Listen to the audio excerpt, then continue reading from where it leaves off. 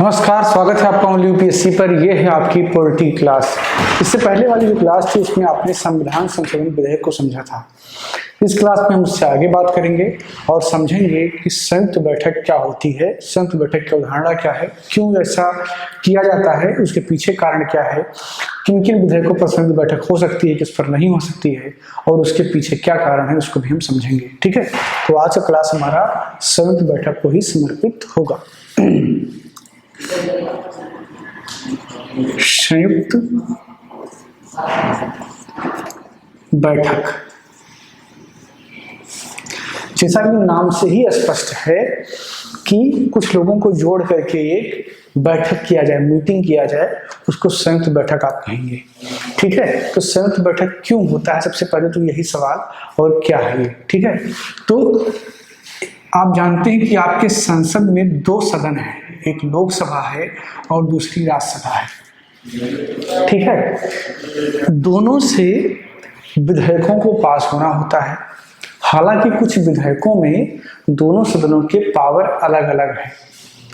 मसलन जो धन विधेयक होता है उसमें लोकसभा की शक्ति ज्यादा है, और जब किसी राज्य सूची के लिए कानून बनाना होता है तो उसमें जो राज्यसभा है उसके पावर ज्यादा है।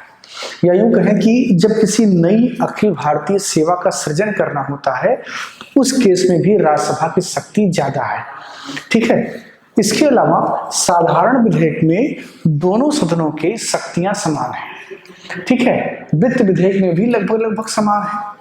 तो दोनों सदनों से विधेयक पास होते हैं, उसके बाद में राष्ट्रपति के पास जाते हैं सिग्नेचर के लिए। जब उनके दस्तखत हो जाते हैं तो विधेयक जो है पास हो जाता है और वो एक अधिनियम बन जाता है। अब आप समझ रहे होंगे, सोच रहे होंगे कि ये सब सारी चीजें तो आपको पता है, फिर ये संयुक्त बैठक क्या है। संयुक्त बैठक है जब इनके बीच में सब कुछ ठीक ना चल रहा हो, यानी कि गतिरोध की स्थिति हो। कैसी स्थिति हो? गतिरोध की स्थिति हो, यानी कि ये दोनों एक दूसरे के ढर्रे पर नहीं चल रहे हैं, कुछ नाराजगी है, कुछ एक दूसरे में मनमुटाव है, मतभेद है। ऐसे केस में गतिरोध उत्पन्न होता है। तो होता क्या है, जैसे मान लीजिए लोकसभा से कोई साधारण विधेयक पास हुआ और राज्यसभा में पहुंचा, तो राज्यसभा ने कहा कि नहीं हमको ये पसंद नहीं, बिल्कुल नहीं पसंद नहीं, हम मानेंगे ही। और ऐसा अमूमन भारतीय लोकतंत्र की व्यवस्था में होता है कि राज्यसभा में सरकार का बहुमत नहीं ही होता है। जब वो दो जो है कार्यकाल पूरा करते हैं, तब वो ऐसी स्थिति में आते हैं कि उनका राज्यसभा में बहुमत होता है। क्योंकि राज्यसभा का चुनाव जो है वो विधानसभा के जो सदस्य होते हैं, विधायकों के द्वारा किया जाता है, और जो लोकसभा है वो सीधे सीधे आम चुनाव होता है। तो सरकार तो बन गई, लेकिन आपका राज्यों में कितना प्रभुत्व है अलग अलग, ये अलग मैटर करता है। राज्य के चुनाव अलग होते हैं, उनके अलग पैरामीटर्स होते हैं। ठीक है, तो बहुत टाइम लग जाता है। नरेंद्र मोदी सरकार को एक लंबा वक्त लग गया राज्यसभा में ऐसी स्थिति में आने में कि कोई भी बिल जब वो चाहे तब पास करवा ले। ठीक है, तो गतिरोध की स्थिति जब होती है तो क्या होता है, संयुक्त बैठक बुलाया जाता है। अब गतिरोध की स्थिति कैसे कैसे हो सकती है उसको देखते हैं। ठीक है, तो गतिरोध कैसे हो सकता है। गतिरोध की स्थिति, ऐसे गतिरोध आप लिख लें, गतिरोध की कौन कौन सी स्थितियां गतिरोध में हो सकती हैं, उसके कारण क्या होंगे। ठीक है, या अगर आप चाहें तो स्थिति लिख सकते हैं। तो गतिरोध में जो स्थितियां बन सकती हैं, पहला आप देखते हैं। पहली स्थिति ये है कि एक सदन के द्वारा पास किया गया दूसरे के द्वारा अस्वीकार कर दिया जाए। तो पहली स्थिति क्या है, यदि एक सदन के द्वारा पास किया विधेयक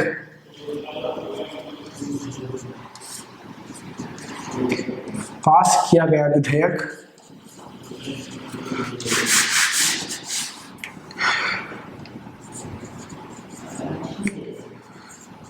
दूसरे के द्वारा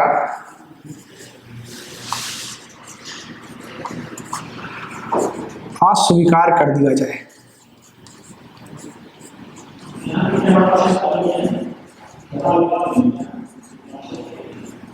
ठीक है, यानी कि एक कंडीशन क्या है कि एक ने पास किया और दूसरे ने अस्वीकार कर दिया, गतिरोध तो होगा ही। भैया हम कह रहे हैं ये ठीक है, आप कह रहे हैं नहीं ठीक है, तो लड़ाई तो होना ही। दूसरा है एक ने पास किया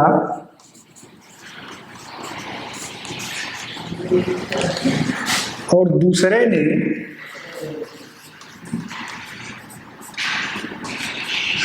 उसमें संशोधन कर दिया जिसका पहले ने विरोध किया।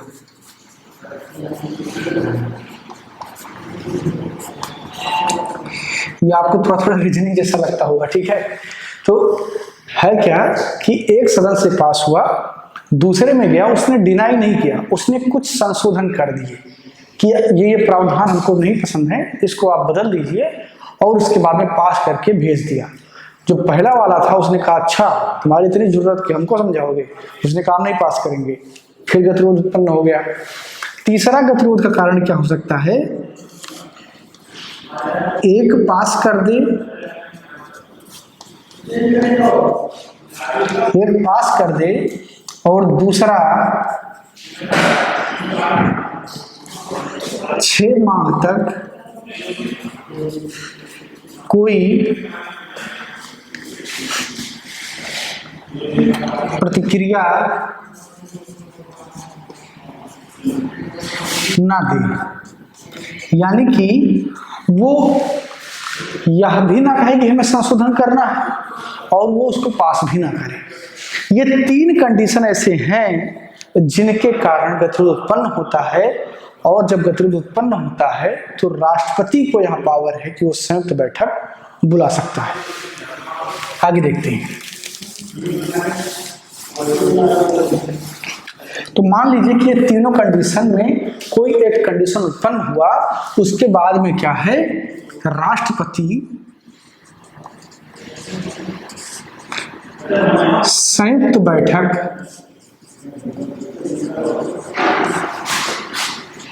बुला सकता है।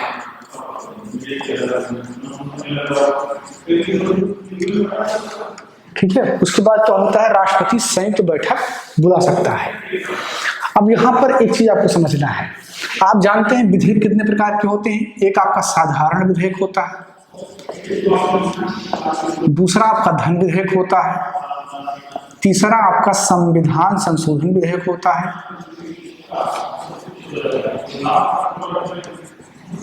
और चौथा आपका होता है वित्त विधेयक। ठीक है, ये 4 प्रकार के विधेयक होते हैं। अब जो संयुक्त बैठक है उसका प्रावधान किसमें किया जा सकता है, किसमें नहीं किया जा सकता है। तो साधारण विधेयक के केस में और वित्त विधेयक के केस में संयुक्त बैठक बुलाया जा सकता है, लेकिन धन विधेयक के केस में और संविधान संशोधन विधेयक के केस में नहीं बुलाया जा सकता है। इसके पीछे कारण क्या है, धन विधेयक के केस में तो कोई कारण नहीं है, बस सिंपल सा बात है कि बुलाने की जरूरत ही नहीं पड़ती है, और उसके पीछे रीजन ये है कि धन विधेयक राष्ट्रपति की पूर्व अनुमति के बाद ही प्रस्तुत किया जाता है, तो कोई जरूरत नहीं पड़ती है। ऐसा तो है नहीं कि अभी मूड ठीक है तो अनुमति दे दिया, अब बाद में मूड खराब है तो अनुमति नहीं दिया, ऐसा तो होता नहीं है। ठीक है, बाकी बचा संविधान संशोधन विधेयक। तो संविधान संशोधन अपने आप में एक बड़ी प्रक्रिया मानी जाती है, क्योंकि संविधान से हमारी पूरी व्यवस्थाएं चलती हैं। तो जब उसमें कोई संशोधन करना है तो उसको आप हल्के में नहीं ले सकते हैं, और संयुक्त बैठक थोड़ा हल्के में लेना हो जाता है। कैसे भी आगे बताऊंगा कि कैसे हल्का हो जाता है। तो संविधान संशोधन विधेयक चूंकि दोनों अलग अलग सदनों से विशेष बहुमत से पास होना चाहिए, इसलिए इस केस में संयुक्त बैठक की अवधारणा नहीं की गई है। तो केवल साधारण विधेयक और वित्त विधेयक में ही आप संयुक्त बैठक बुला सकते हैं, बाकी 2 में नहीं बुला सकते हैं। ठीक है, चलिए अब बुला भी लिया, यानी कि राष्ट्रपति ने बुला लिया। अब ये बात करते हैं कि जो संयुक्त बैठक है उसका क्रियाकलाप कैसे होगा, उसका संरचना कैसे होगा, कौन कौन इसमें भागीदार होगा, उसकी प्रक्रिया क्या होगी, उसको समझते हैं। ठीक है, तो आप आगे लिखेंगे, संयुक्त बैठक में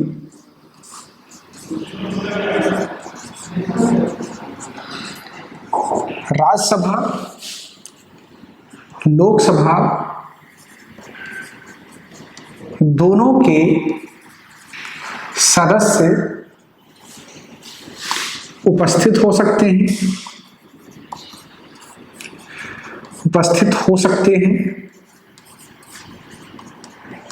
ठीक है। यानी कि दोनों के सदस्य उपस्थित हो सकते हैं। यहां पे मैंने सकते इसलिए लिखा, इसके पीछे भी रीजन है। उपस्थित होते हैं इसका मतलब ये कि अनिवार्यता होते हैं, उपस्थित हो सकते हैं इसका मतलब कि वो आ भी सकते हैं, नहीं भी आ सकते हैं। तो इसके लिए क्या व्यवस्था है? इसके लिए भी गणपूर्ति कोरम की व्यवस्था है, इसके लिए भी गणपूर्ति कोरम की व्यवस्था है। और ये होता है दोनों सदनों की सदस्य संख्या का 1/10। कितना होता है? 1/10। यानी कि अगर 500 लोकसभा में है और 200 राज्यसभा में है, 700 का आधा अगर आप करेंगे तो 350 जो बनता है उतना होना चाहिए, तभी संयुक्त बैठक हो सकती है। ये मैं एग्जाम्पल के लिए आपको बता रहा हूँ, ठीक है। तो गणपूर्ति के लिए जरूरी क्या है कि दोनों सदनों की जो सदस्य संख्या है उसका 1/10 उपस्थित होना अनिवार्य है, ठीक है। बैठक का संचालन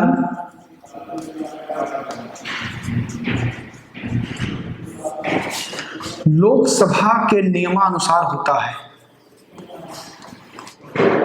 लोकसभा के नियमानुसार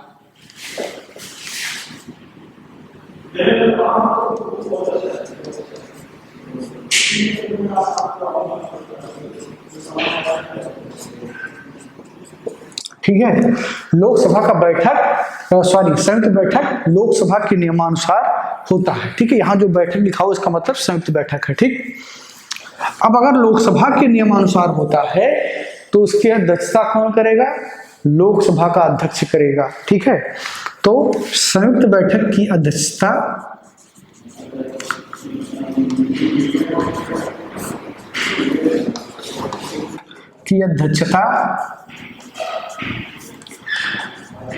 लोकसभा का अध्यक्ष करता है,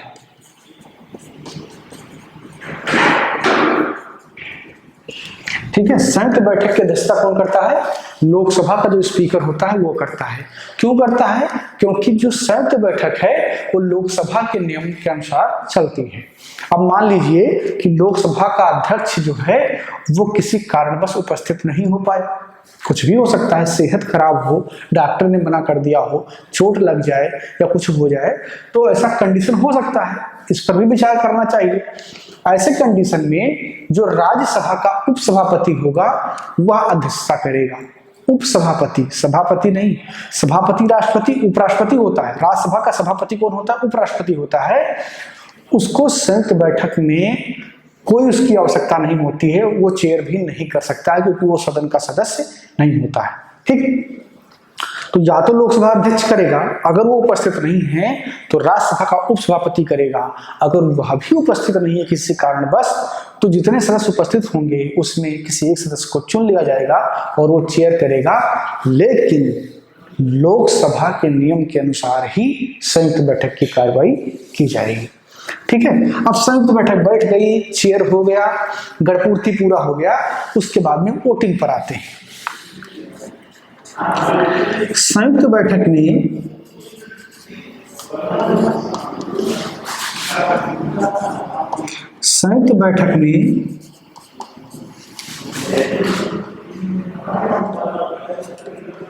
उपस्थित सदस्यों के बहुमत के आधार पर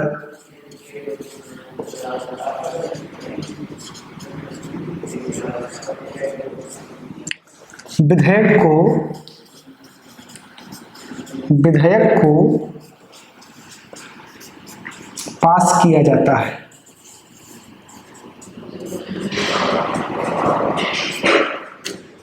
इसे क्या कहा जाता है? साधारण बहुमत। संयुक्त बैठक में साधारण बहुमत से विधेयक को पास कर दिया जाता है। अब यहां पर आप ये चीज बहुत आसानी से समझ सकते हैं कि लोकसभा की शक्ति संयुक्त बैठक के केस में ज्यादा होती है, ठीक है। कैसे? क्योंकि लोकसभा में सरकार का ही बहुमत होता है। लोकसभा में बहुमत जिसका होगा उसी की सरकार होगी। और अगर लोकसभा राज्यसभा दोनों बैठी, बहुमत उसके पास ज्यादा है, तो ऑब्वियस सी बात है कि संयुक्त बैठक के केस में किसके पक्ष में ज्यादा वोट पड़ेंगे? जो सरकार है उसके पक्ष में ज्यादा वोट पड़ेंगे। तो इसलिए संयुक्त बैठक के केस में लोकसभा की शक्तियां ज्यादा है। अब इस प्रकार आप देखेंगे कि संयुक्त बैठक में वो बिल पास हो जाएगा, फिर वो राष्ट्रपति के पास जाएगा, राष्ट्रपति अपना सिग्नेचर करेगा, बिल एक विधेयक एक अधिनियम बन जाएगा और वो पास हो जाएगा। तो ये है आपका संयुक्त बैठक का अवधारणा। संयुक्त बैठक भारत में अभी तक केवल 3 बार बुलाया गया है। एक है दहेज प्रतिषेध विधेयक 1960, उसके अलावा बैंक सेवा आयोग विधेयक 1977 और इसके अलावा आतंकवाद निवारण विरोध 2000 जो है सन 2000 में 3 बार केवल बुलाया गया है। अमूमन ऐसा होता नहीं है क्योंकि इसकी कोई जरूरत नहीं होती है। विपक्षी पार्टियों को भी पता होता है कि अगर संयुक्त बैठक बैठती है तो लोकसभा के पक्ष में ही बात जाएगी, तो वो लोग भी उससे बचने का प्रयास करते हैं, उसको कोई मतलब होता नहीं। ठीक है, तो इस प्रकार आपने देखा संयुक्त बैठक। अगली क्लास में हम इससे आगे बात करेंगे। इस क्लास में इतना ही। क्लास को लाइक कीजिए, शेयर कीजिए, अपने राय और सवाल कमेंट बॉक्स में छोड़ दीजिए। बहुत बहुत धन्यवाद।